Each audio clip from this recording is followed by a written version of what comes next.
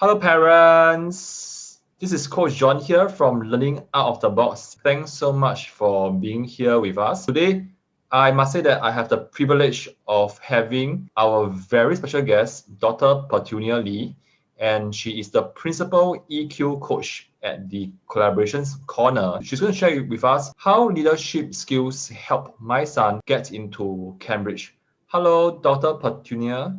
Hi. Thanks for being here. I know that it's dinner time. Do you cook or you buy the dinner back? Oh, I cooked. I made fried rice, so it's downstairs at the moment, and they are all eating whenever they feel like eating. Wow. And I love fried rice. Yeah, and I love the part when my mom actually make fried rice for me and have the sunny side up. Oh, Just yeah. piak. I forgot about that part. I should have remembered that. Yeah, then I put the egg in the fried rice.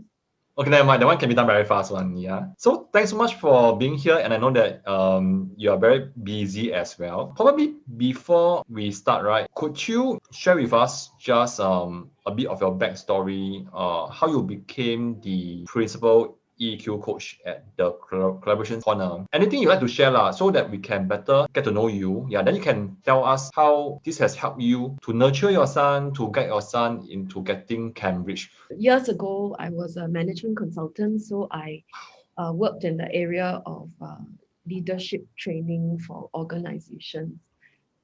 It was a big thing to have leadership competencies, competency development, etc., etc. When my children started to do badly in school, I quit my job and stayed at home to help them. And very naturally, I think I brought some of my work experience into my children's lives. I know certain things, so I apply them. So chief of that were two things. One was motivation, and then the other one, of course, was leadership. My son was not very high EQ. In P1, he only had one friend.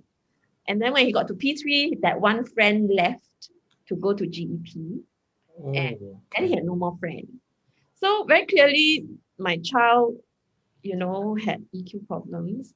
And being a psychologist, I was able then to use what I knew to teach him EQ. I mean, now you look back and people say, oh yeah, you seem to have it all planned and you know everything and you seem so wise. But it was not that at all.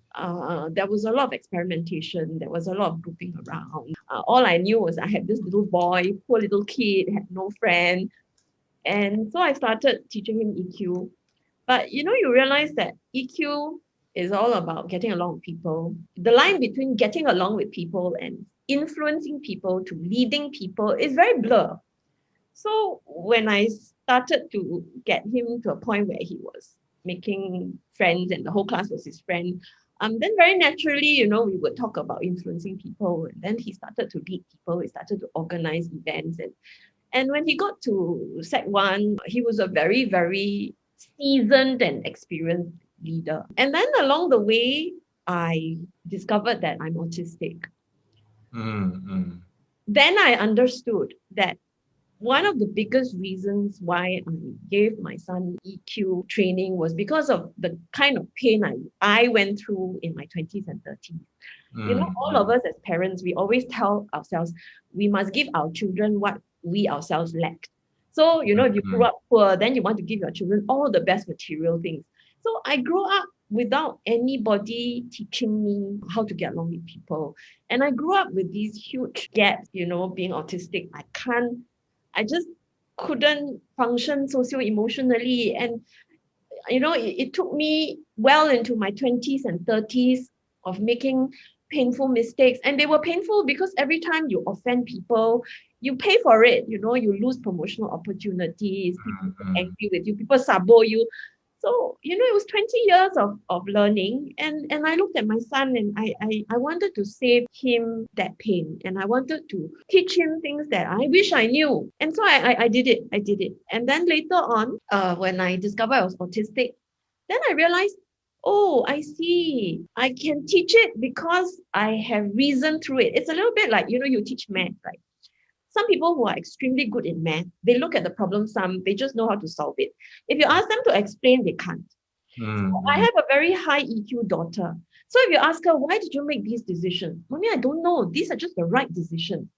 But for me, getting to an EQ solution is painful and step by step. So I can give you the working. So after a bit, I fell into teaching gifted students with social problems, EQ, because I realized that their brains function like mine, their brains function like my son's. And I needed to break down the socio-emotional realities for them. Hey, this little boy, when he first joined, he punched somebody in the stomach because he was so frustrated and he couldn't get himself understood. He's now a student leader in his journalism CCA in secondary school. And then another one, who actually kicked someone in the neck. Oh dear. Okay. He kicked his school principal. Today, he's also an accomplished leader. Yes. And about 12 months after he joined us, his mom said, I put him into a team sport. He's now in softball. We never dared to do that before. And like I said, you see, you can't teach EQ without teaching leadership, because EQ influencing leadership, it's all together in one role, right? It's like a package, right? So in a sense, everything is one, even though they have separate entities. I am very keen to hear more how you start to train a young person in having more EQ. Because I got 3 girls, so I'm a bit anxious right now because I have no idea how to bring them to where they are and give them the best opportunity. Could you share with us more on how do you start to nurture a young person? Nurture a young person, or do you mean nurture a young person to get him into Cambridge? Yeah, to stick to today's topic, which I'm also very interested to know more as well. Okay, the first thing you have to realize is people don't get into Cambridge on the backs of perfect scores anymore. Oh. As the world becomes smaller with email and air travel, applications flow into Cambridge really from all over the world. Every single country in the world, all their top schools, they will be sending applications to Cambridge. And almost all of them have perfect scores. Necessarily, right? So to get into Cambridge, you not only need good academic results, you need an impressive portfolio of non-academic achievements. So I've got 2 children. My daughter went the IP route, so she graduated with 8 A-level distinctions. It's a perfect score, and there were 8 distinctions. 8 distinctions. 8 A-level distinctions. That was my daughter. She didn't get into Cambridge. Okay. My son graduated from IB with 44 out of 45 points. He didn't get a perfect score. He got into Cambridge. So you actually get into Cambridge with okay scores, but you need an impressive portfolio of non-academic achievements. So now, your impressive portfolio of achievements should not look like a well-made cookie. What I mean by cookie is that your portfolio looks similar to those of others who went to the same school as you, or even similar to those others who attended other top schools in Singapore. Your portfolio needs to look unique. You need to look differentiated from all the other applications from Singapore that go to Cambridge. Because of my daughter's experience, my son realized, the younger ones, they will observe, they will listen, then they'll say, okay, those are mistakes I won't make. So my son realized early in secondary school that some CCAs were parent heavy. The parents were always around, and parents put in effort to help their kids win. Parents paid for outside school training, outside coaches. The best example of this is Math Olympiad. Everybody who is anybody in Singapore goes for Olympiad classes. True story. One parent spent $6,000 to buy a titanium base plate for his son's school robot. I don't believe in helping my children because I figure that, I can only help them to a certain extent. So I want them to really flex their own muscles, grow their own muscles. So I wanted them to grow up knowing that without my help, they could achieve whatever they could achieve. And I'm okay, if he doesn't get into Cambridge. So my son knew that in some CCAs, the sheer amount of resources and help that parents provided their children made it impossible for him to win without my help. So he made it a point to stay away from these things. No Olympiads, no tennis, no swimming. None of these very popular CCAs. He stayed away. He decided to compete in areas that parents were clueless about. Okay. Now, because parents were clueless, the competition is less keen, but it also means that whatever is in his portfolio is distinctive. This is where leadership and influencing skills made a difference. Firstly, he had to have the initiative to go around hunting for opportunities. This is a leadership skill. Next, he had to influence his friends to take part with him. This is an influencing skill. Then he had to influence his school to give him a budget. He had to go and talk to his teachers. He had to convince his principal. He had to get money. And it's not easy to do that because budgeting is always done at the beginning of the year, right? So this is something that's not budgeted for, yeah. And then last, he had to lead his team, manage conflict, organize work, motivate his followers. Only if he could do all of the four that I just mentioned, was it possible to win and get something in his portfolio. Like everything in life, some of the things he went for, he won, some he lost. The one constant was that he was always the team lead in secondary school. I'm not talking about formal leadership position. Yeah, he had those formal leadership positions, but they were not a major contributor to getting into Cambridge because every school in Singapore has not just prefects but also head prefects. Prefects and head prefects are a dime a dozen on the tables of Cambridge recruiters. So I'm actually talking about my son leading in situations with no formal authority at first, only to be picked by peers as the team lead. So let me now explain to you how being a team lead consistently helped him get portfolio opportunities that were distinctive, that no one else in Singapore got, which led him to develop a distinctive portfolio which made him a desirable candidate for top universities all over the world. My son's portfolio was highly distinctive in 3 items. I will only talk about one because otherwise it gets boring. The story is the same for the other 2. So this particular one was an international robotics competition organized jointly by MIT, Massachusetts Institute of Technology in US, Beida in China, Tsinghua, Zhejiang, Tokyo Tech, Tokyo Denki, and other top universities in Asia. Now, the genesis of this contest, this competition, is that when Asia was coming up as a global power, or when China was coming up as a global power, MIT decided that it needed to grow its global influence. So it started to 打关系, build relationships with all the top engineering universities across Asia. So this is a competition where they bring all the third-year students from all these universities, along with third-year students from MIT, together in a robotics competition. So really, this competition is normally not open to kids in secondary school. Yet, when he was 16, my son was invited to take part, and he came home with a championship. Now, then we work backwards. The reason why he was invited to take part was because he was the team leader for the winning team at the local version of this contest. Okay, so now if you really think about it, all those who went with him to compete, they were all third-year university students. He was the only high school student. So all of Singapore, when he applied for Cambridge last year in 2019, he was the only one with that item in his portfolio. It's very distinctive. Okay, let's work backwards now. So we start from the bottom of the screen. What did Cambridge like about his portfolio? It was highly distinctive. Why was his portfolio distinctive? It had a prestigious win no one else had. How did he get the opportunity to take part? He was the team lead in the local version of that contest. And how did he get that team lead? He had to have leadership skills. I didn't have this all planned.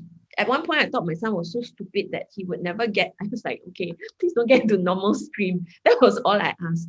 So him getting into Cambridge is really something that is kind of like a bonus. I really just wanted him to learn EQ. But it just kind of snowballed, and I realized that by set 1, he was a very seasoned, experienced, accomplished leader. And he was really literally leading every single project group. He was class chairman. He ended up as shooting captain. He was vice president of this. He was also head of that. So if I really look back, in every team thing that he took part in, he ended up being the leader. It wasn't something I planned, but it was something that I really thank God happened. And it was something that I could trace back to very consistently working on his EQ and influencing skills. At that time, I wasn't working on leadership. Yeah. But now, looking back, I encourage parents to work on EQ, on influencing, on leadership. Because when you get to secondary school, the choice opportunities are often given to youth, teens who demonstrate these qualities. So, in a nutshell, leadership skills attract opportunities not normally given to others. My son had not just one, but three such items in his portfolio when applying to Cambridge. Okay, here's a tip. There are two ways to be distinctive. You can be distinctive by being top 3 in all the events that every other student, high achieving student participates in. So if you are taking part in Olympiad, you are top 3 in the nation. Good for you. That's distinctive. If you're tennis, you are also ranked top 3. If you're in swimming, also. But it's really hard. It's really, really very competitive sometimes. And I wasn't prepared to invest the kind of hours that other parents invested. I mean, firstly, I have my own life and I didn't want to pour my life into helping my son achieve. And secondly, I feel that it's not good because, I can only help him until he's 18, 20, 21, 22. After that, when he gets into an adult, how to help? So I wanted him to grow the kind of moral fiber, the character, the strength of character, the determination, the muscle, the moral muscle to reach for things on his own and do it on his own. The other way then for him to be distinctive was to choose different activities. This year, I got to know one child, I won't say who has a track record as a go-kart driver. And now, even though he's below 18, he's a race car driver. Now, this is a very yummy portfolio for Cambridge to look at because on that table that year, he's going to probably be the only race car driver that applied. Another thing I can think of, if you can win Junior MasterChef, or if you're World Scrabble Champion. These are distinctive, they're different, they're unusual. You know what I mean? So my son was like this. Instead of going for the Olympiads, I can't remember what it's called. It's software. You have to do programming. It's an Olympiad for programming. So he looked at it and he said, nah, I don't want to go. I will go for hackathons. In that time, right, parents don't know anything about hackathons. They didn't spend money for coaches to help their children in hackathons and all that. So my son took part in many, many hackathons and he had a lot of fun. And it wasn't parent heavy. There were no parents involved at all. It was all just students. He was then able to win at those competitions. In the other competitions with a lot of parent involvement, there's no chance to win and he knew it, so he avoided. Yeah. So that's the distinctive part and how leadership actually makes a difference. Yeah, and it sounds like it reminded me of the saying in a business context is to be a big fish in a small pond rather than a small fish in a big pond. Yeah. So how I relate to this is very much on to choose the activities that are not so popular. Yeah, but I think because of the leadership skills that your child already have, as well as the persuasive skill, as well as many other influencing skills that he already have in his character, that has shaped him to who he is today, and that has somehow helped him to get to Cambridge. Yeah, I don't want the parents to misunderstand that just by choosing CCAs that are not so popular will give you a higher chance of getting to Cambridge. But I think it's a whole journey and also how the child is being raised in the family as well. Yes, I really agree with you. I'm flashing now a slide where I list out all these influencing skills that he used to get his opportunities. Because you see, parents, you have to understand that these opportunities, how do I say it? In business terms, we call it first mover advantage. Yes? Yeah. If you pick a CCA that's already provided in any structured way by the school, you no longer have first mover advantage. So let me give you an example. My son, I think in year 1, he went to find this thing called the Amazing Flying Machine. Okay, and he took part in it. That one he lost. But the year after, right, his school sent in I think 5 or 16. No longer distinctive anymore. So you really need to get there first. Now, parents, you have to understand that you are 1 degree removed from your child's school life. You don't go to school. I know some parents wish they could, but you don't. So you're not actually evolving in that ecosystem. So if you don't train your children to have leadership skills and you send them to secondary school, they are blah still waiting for things to happen, still waiting for people to tell them what to do. So my son wasn't like that. He was actually actively hunting for opportunities. Oh, this one fun. Then assess. Okay, I think can go for this one. He was doing that on his own, even when he was like this fatty, round little 13-year-old. So you need to equip your child. You can't do it for your child. Because if you do it for your child, it's not possible. Because you asked me to go and look for hackathons. To begin with, I had no idea what hackathons were. So as parents, you are limited. You're old already. You have to understand, you're old already. Your mindset, your mental models, all the things that you are exposed to is no longer the latest, the most modern. You can't have first mover advantage if you do that. So things like this, you can either be top 3 in your very common portfolio offerings such as tennis, Olympiads, squash, or you can choose very different portfolio offerings. But all this, right, if I look at race car driver, look at Master Chef, World Scrabble champion, to get there requires passion. So parents, let me just encourage you, don't go and say, I must have my son go to Cambridge and therefore I must find a distinctive something. I feel that children all come with an innate passion or innate interest. So find that interest and then it will be distinctive. This young man who's a race car driver, he was crazy about go-kart competitions, go-kart driving. And his parents just let him have fun. And then my son, with his robotics and all that, he was crazy about building. And I still remember that in the early days, when I gave him time to do building, he was only building with satay sticks, ice cream sticks, toilet paper rolls, old shampoo bottles. Then he graduated into things from the hardware store.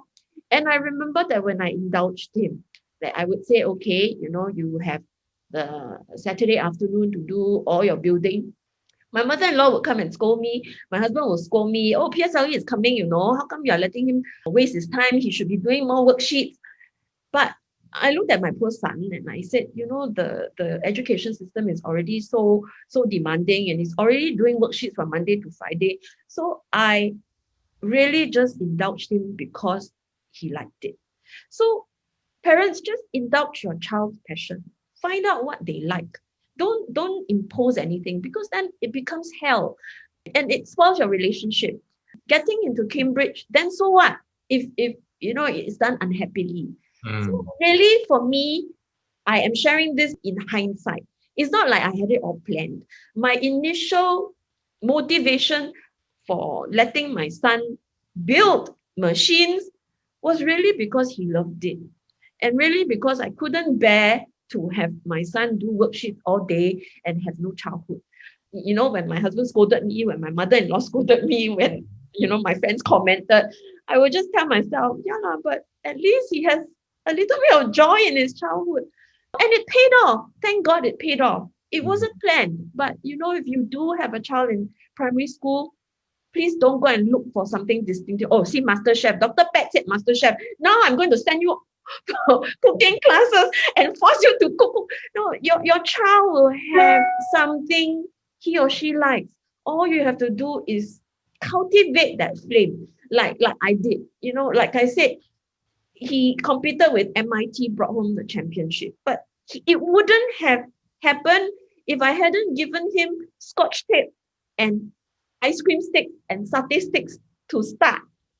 And when I gave him those, MIT was the last thing I was thinking of. It sounds like the daily activities that you have with your kids. It reminded me of my middle child. Okay, she doesn't really like to study, but when it comes to helping my wife to bake cookies and to cook, you can see her eyes brighten up, and then she'll do the measuring of the liquid, weighing the ingredients, and trying to keep the temperature in check, which is also somehow maths related. Yeah, so anyhow, I told my wife, hey, we have to cook more for her to do well in maths. Yeah, so this is what we did, and it got her more interested to do maths eventually, and when it suddenly makes sense to her. Yes, and okay, so let me project that story. Your middle child. This is your middle child, right? Yes, my middle child. So your middle child, let's say you just to indulge her, just to make her happy, Yeah. you allow her to bake. And she how old is she now? P2. Okay, P2. So, by P6, she is already a very, very accomplished baker. In secondary school, she starts a shop. By age 18, 6 years down the road, her shop turned over maybe 500,000. Oh, that one sure get into Cambridge. Get into any Ivy League also can. Papa can stop working already. Papa can stop working already. Yes, yes, yes. So I believe that, parents sometimes they see the forest, they forget to see the tree, or is it the other way around? But you are preparing your child for life. So as my kids were growing up, I would get them to start little businesses so that they could learn about P&L, they would learn about customer service, they would learn a lot of other things that is not worksheet related. And is not structured, it's not in the school experience. Yeah. So you lose the plot really if all your child can do is to excel in worksheets. Because when that time comes and your child hits the workforce, you lose all it really doesn't matter. I want to maybe talk to you about maybe my daughter at this point. She didn't make it to Cambridge. But so what? Because in terms of EQ, in terms of leadership, she was also very strong. She went into NUS. She took the Global Merit Scholarship. And at one point, she applied to intern in Israel for 6 months. Now, this internship, 300 people applied. 3 were taken. 1%. Yes. She got the place not because she had the best grade. She got the place because she had the best EQ. The Israeli companies had to do the last round of interviews, and they liked her because she showed initiative, she was sensitive to people, she was considerate, she was kind, she was all these things, and they took her. Okay. Now that's not all. Because of this 6 months in Israel, it was an immense learning experience. She even got more mature because of that. She was in Israel during the war. So, like you Skype her and say, Mommy, I had to go now because there are rockets flying over. I have to go to the bunker to stay safe. Later, I Skype you again. So she was in there for 6 months during the war. Then when she came back, because of this formative experience, she started applying to companies. Yeah. Typically, her other friends need about 6 to 8 months before they find a job. She landed a job 6 months before she graduated. Now, that's not all.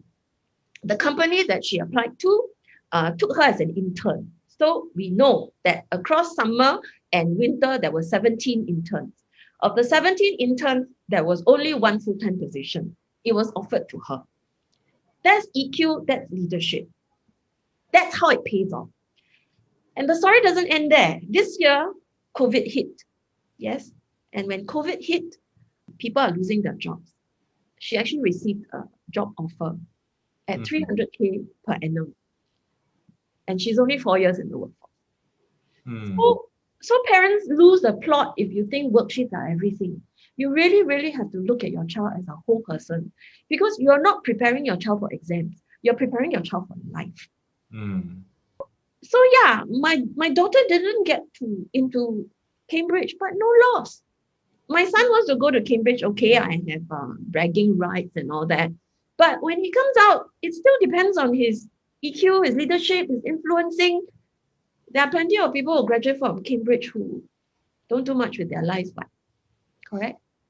Very true. Yeah. In the meantime, we have our very supportive mama, Agnes. Yeah, she wants to share with you that Dr. Pat, my son is also like that. He will build planes with satay, slash ice cream sticks, plastic bags, and anything he has. Yeah. And also, we have another Mami Sue. She said, well said, preparing them for life. Wow.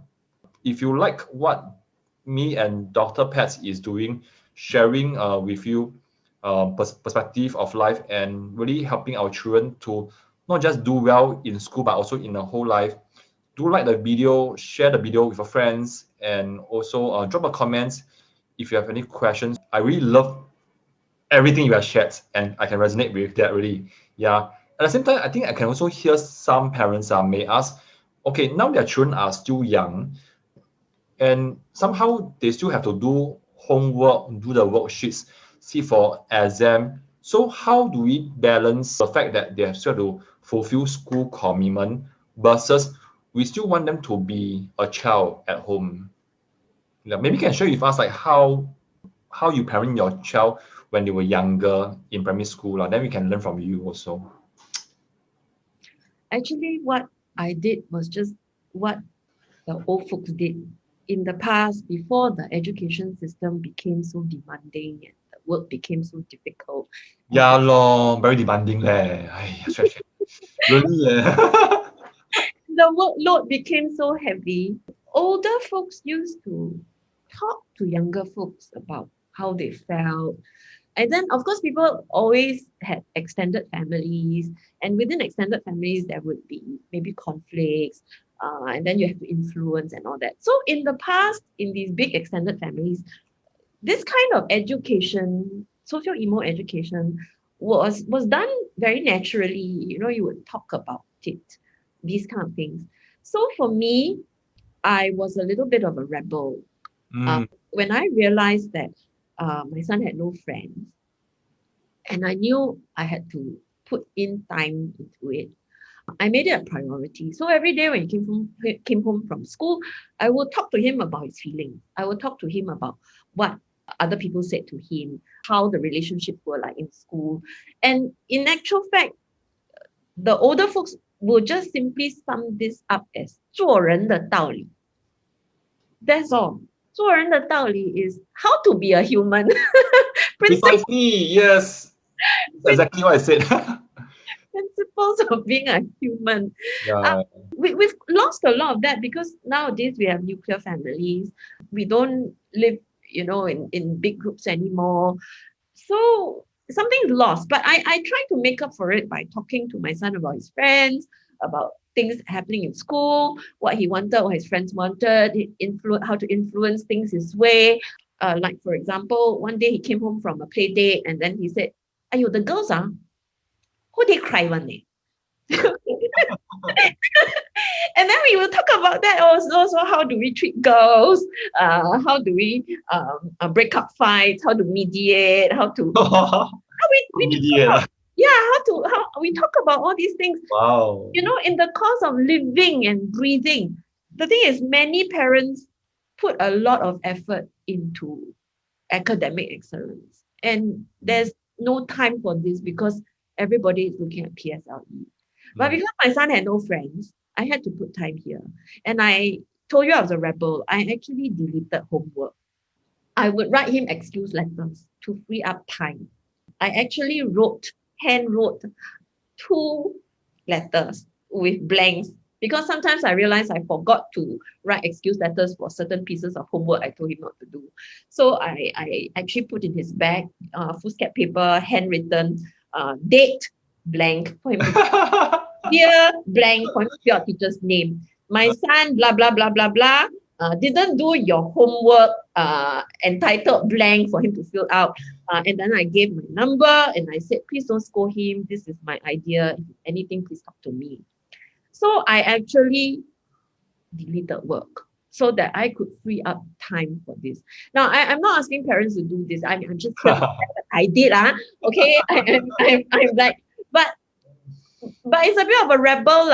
Yeah. And I don't regret. Because I'm of the opinion that a lot of work makes a child stupid because after like the 10th piece of work, you're not thinking anymore. You're just completing it for the sake of completing. Got it. There was another occasion, my son was bullied in the school bus. Oh dear. So he was in P1, and then there was little P2 who kept saying, "You guys are babies," and this and that. And then because I talked to him so much about emotional things, he came back and said, "Mommy, can I tomorrow I go and punch him?" And then I said, "Oh no, let's think up another way to handle this." Mm-hmm. So we all stumped. There at the dining table, he himself came up with this. He said, the other P1 boy, very lucky. The moment he got into the school bus, he fell asleep. And he heard nothing. So he wasn't angry. And then all of us looked at him and said, "Oh yeah, tomorrow when you go to the school bus, you also pretend to fall asleep." And he heard nothing. Then he will stop. So we would teach him this kind of ways to get around people, to influence people, to avoid conflict, and it all adds up. Okay, now I run the collaboration corner and I teach EQ. People are all different. Okay, Mm-hmm. so there are parents. I mean, a true story. This parent is like, go and beat the hell out of him. Now, if your parent like that, send us your child. We will teach him other ways. So in this case, the father was the one who counseled the son, go and beat the hell out of him. And Oh. the mother was the one who said, "Dr. Pat, I don't want my son to grow up into a thug. I need him to learn more peaceable ways, more effective ways of influencing people other than beat the hell out of him." So send your child to us. I mean, if you want to help it along or you don't have confidence, but really, if you do have confidence and you are yourself good with people, all you have to do is talk to your child every day and teach Mm. them 做人的道理. How to be a human. Yeah. I really like what you have just shared, and I think what struck me most is you are always there for your son, yeah, and your daughter. In a sense, every single day, I believe that you make time for them, and when your son needs to talk to you, you are there for him as well, yeah. And I think that from my own experience, after having interacted with so many parents who came to us for help, they were just saying that time is now like a luxury and they simply have no time because they are like working very hard for their family. Yeah. So from your own experience, what sort of advice will you give to parents who knows that they need to be there for the kids and yet they are just being sucked back in by the daily demands of their work and how to manage the house and also to make ends meet? Okay, I don't quite agree with you on a small tiny point. I wasn't just there for my kids. In Oh, the sense okay. that when they needed me, I was there. So when you position it that way, it's like the child look for you and you are available. Mm. I was more agentic than that, in the sense that every day I would make it a point to probe and dig. Wow. So it wasn't that he got problem, he come to me. It was that Mm. today in the car or on the bus, let's talk about your day. Wonderful. So beautiful. Ayo. Yeah. So in the beginning, my son, he will always say things like, "I did a lot of work," or "It was okay." Then Mm. after a while, as I asked, I probed, and then he realized that as he talked to me, I would give him comfort, I would give him advice. And then, one day I was preoccupied with something and I was dreaming as I sat there, and this little hand came and did this to me. "Mommy, mommy, mommy." And I said, "Yeah, ask me questions. Come on, ask me. I have things to tell you. Ask me." And then I looked at him and I said, "But if you had things to tell me, you tell me lah. I Ah, cannot. You ask me, then I tell you." So, I always remember that it was such a warm little gesture where he put his yeah, tiny hand to move my chin towards him and said, "Mommy, come, ask me." yeah, yeah. So you have to be more agentic than just being there. Yes, Now, yes. the other thing that I remember doing is this. I remember comforting myself and telling myself, it's okay lah.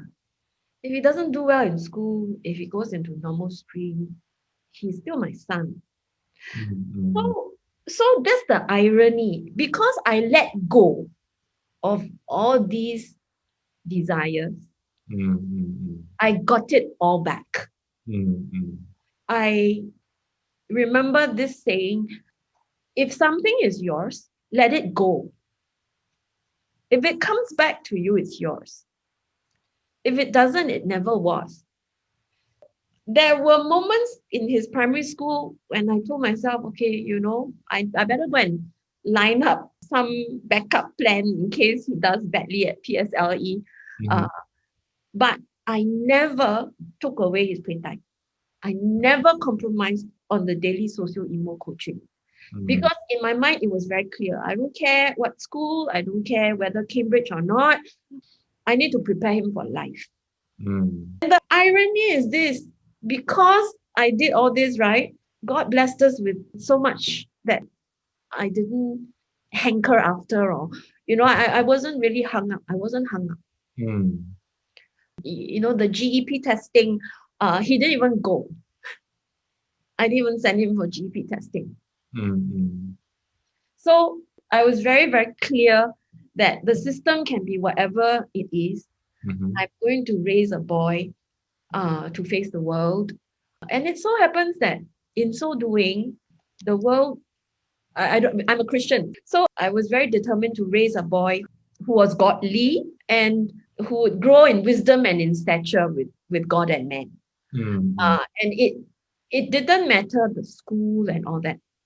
So I was ready to give up a lot of these things for my son's well-being, for the whole child. Like, for example, my son, he shoots pistol. Then eventually he competed in both pistol and rifle. It wasn't a school activity. He likes shooting, so I signed him up for shooting. And it so happens that his coach was also the RI coach. Wow. And the coach brought me the DSA form because in those days, it wasn't a centralized DSA. So each school ran their own DSA. So his coach actually gave me the form, and I didn't fill it out because I prayed about it, and I decided that, maybe going to RI is, hankering after the riches of the world.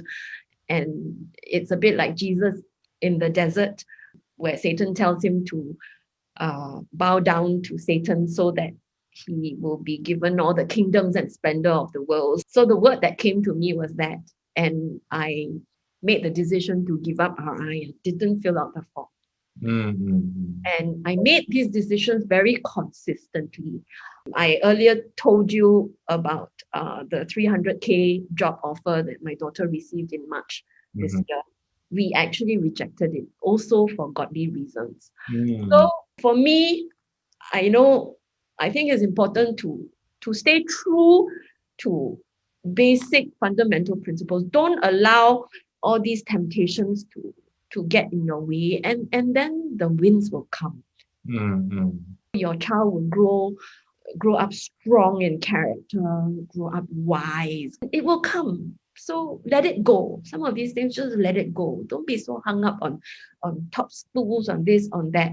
My daughter didn't get into Cambridge, but she's still my daughter, and we're still proud of her. And she's, my son got into Cambridge. Okay, good, go lah. But then again, we also know that what he will become later in life goes beyond getting into Cambridge. Wonderful sharing.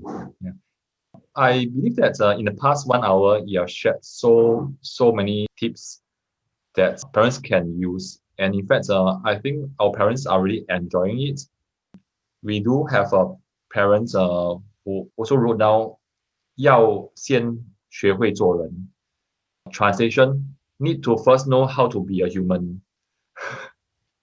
Yeah, for our parents who don't speak Mandarin. Yeah. So with so many gems that you have shared in the past 1 hour, what would be a key takeaway for parents from our Facebook community? Can be anything anything that that you want to reinforce or you want us to remember.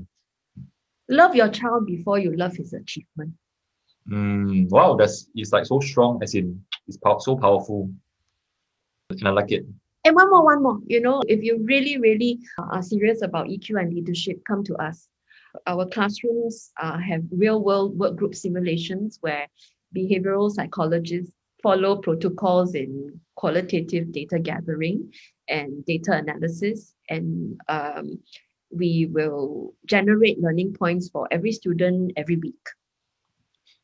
Is this your website? Is this the one? Collab-Corner. Yes, Collab Corner. You can go in there. There are testimonials. There's also a journal where I put in some of the insights, parenting tips, and all that. Yeah, go and have a look. Our method has been trialed. We have good success in actually teaching low EQ children to lead. So if your child has normal EQ, that's no challenge. We have been able to do very difficult things like teach very, very low EQ children to lead. Mm.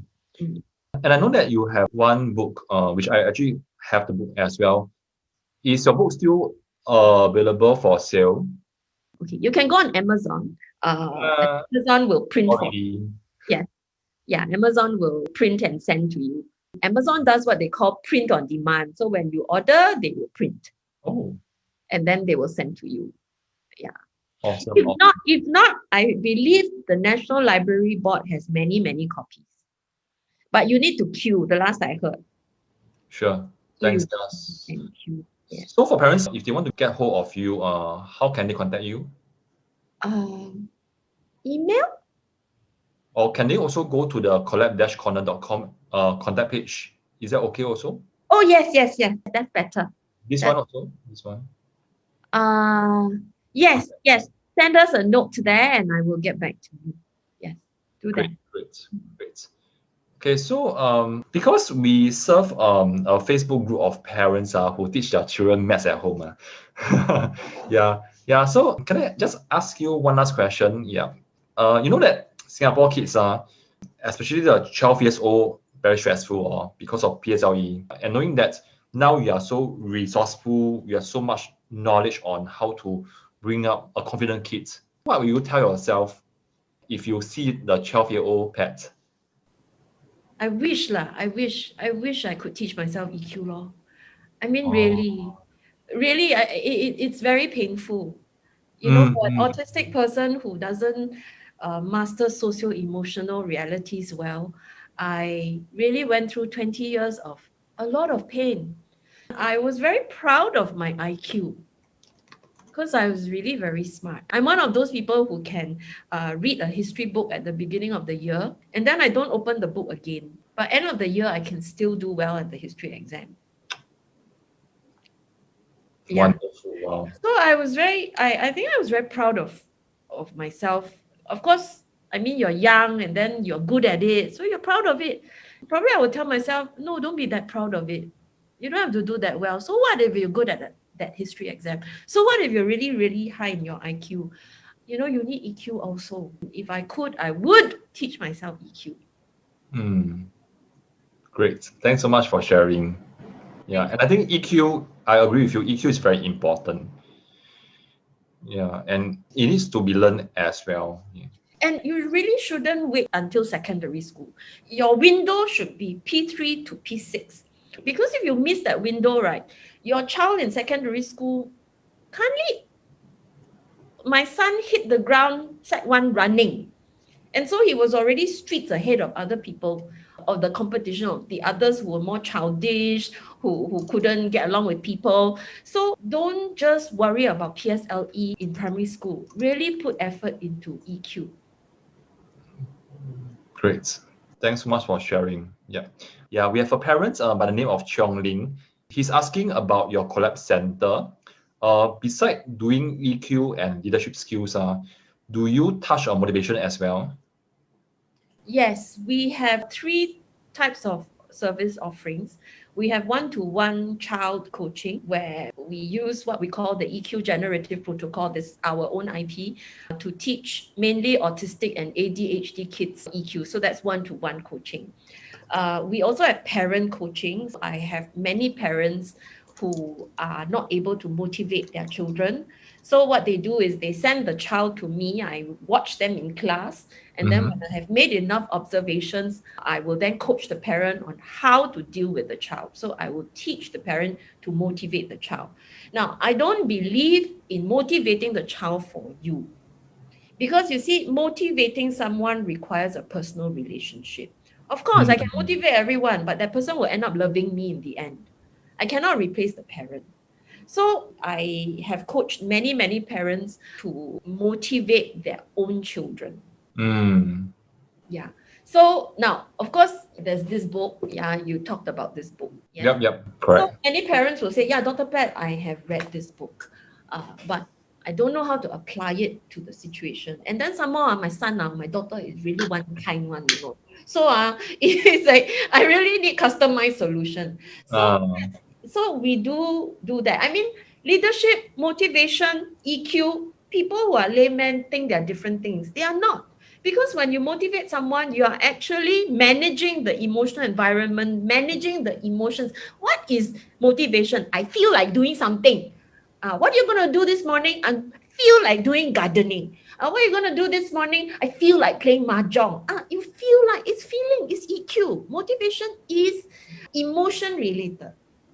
Great. Thanks so much for sharing. Yeah, so if you want to know more, I suggest that you contact Dr. Pat at the collab-corner.com contact page. Parents, thanks so much for being here. And Dr. Pat, thanks so much for being here. And we'll keep in touch, okay? Okay, bye. Bye.